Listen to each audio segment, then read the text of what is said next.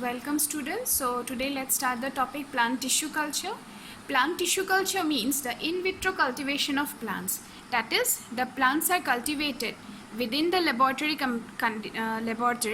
in a completely sterile condition where no permission of contaminants is allowed. Not a single contaminant can enter.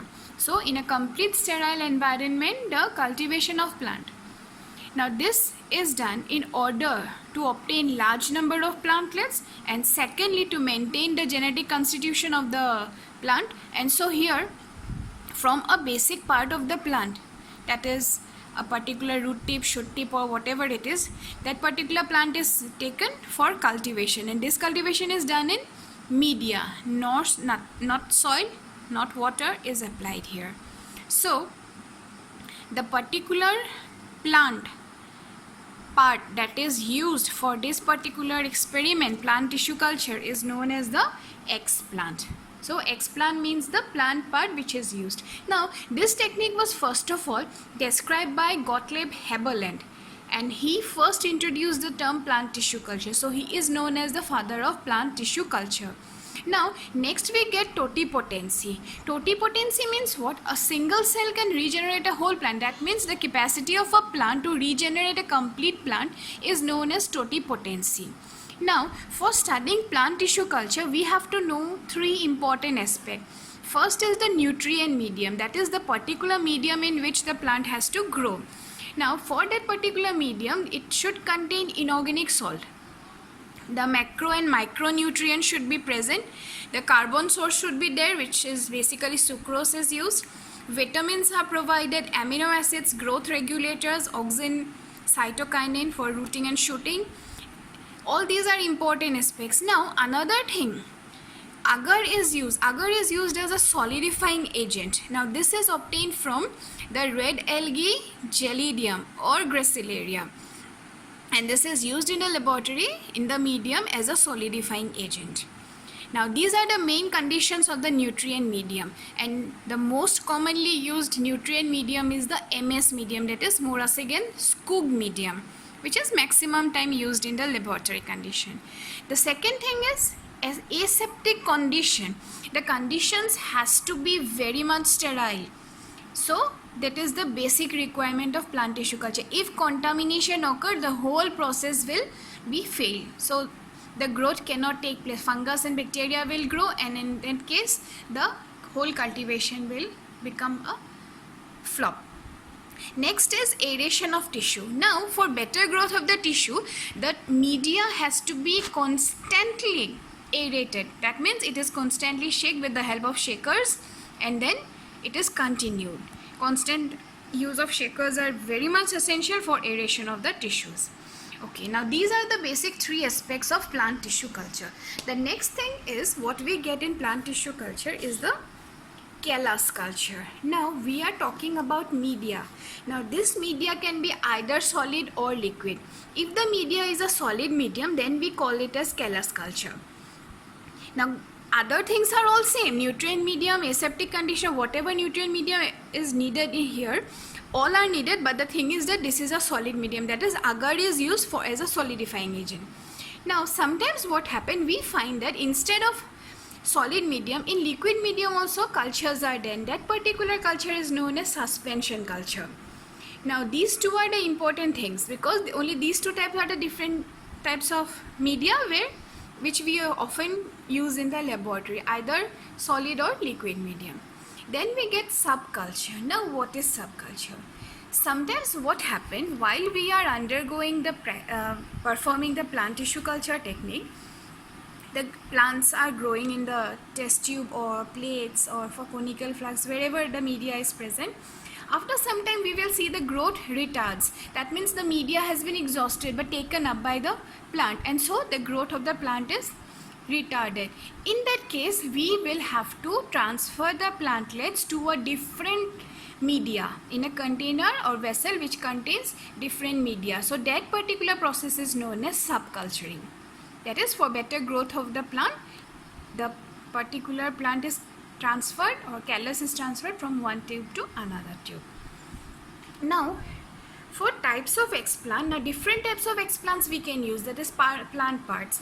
It may be either a single cell, root or shoots it may be.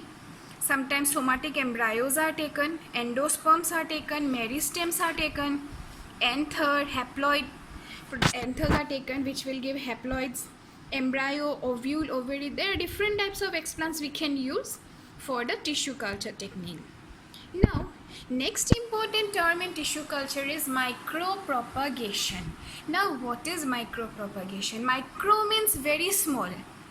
Now, very small plant parts are used for reproduction, for propagation. So, that particular method is known as micropropagation. So, this is basically done for vegetative multiplication of ornamental plants and fruit trees. Now, the steps are almost same. The explant is taken in a sterile condition. It is grown in media, and then rooting and shooting hormones are given so that roots and shoots develop, and finally after the explantlets have developed, they are undergone hardening, and after hardening they are transferred to the field for proper growth or the normal growth of the plant.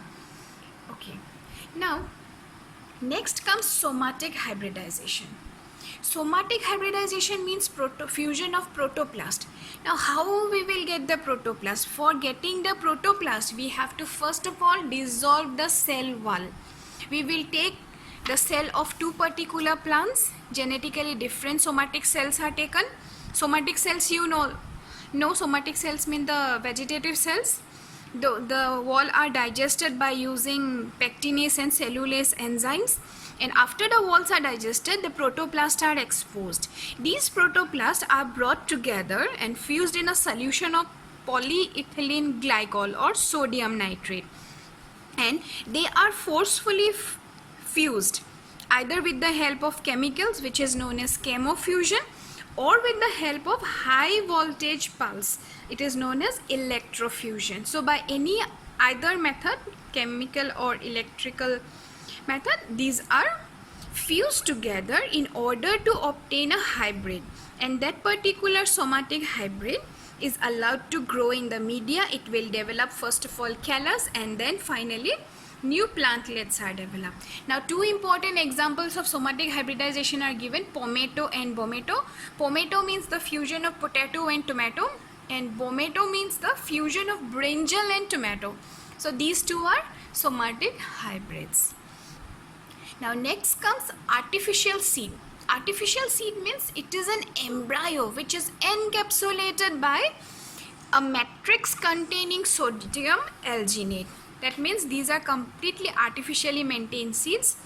Here they are properly encapsulated along with mycorrhiza, herbicide, fungicides, and they will just resume its normal growth. They can be easily planted. They can be stored for a long time. So these are artificially maintained seeds and they give good results. Okay, now the whole process of tissue culture can be summarized as, now this is the explant, the plant part which we are using for culturing. Now this is either cultured in agar medium, solid medium, or it is in liquid medium. If it is done in solid medium, it is known as the callus culture. If it is done in liquid medium, it is known as suspension culture. Then these particular cells will grow and they will regenerate. The power of regeneration will come, and finally shoots will develop. From the callus, first of all, shoots will develop, and from the suspension of cells, somatic embryos develop.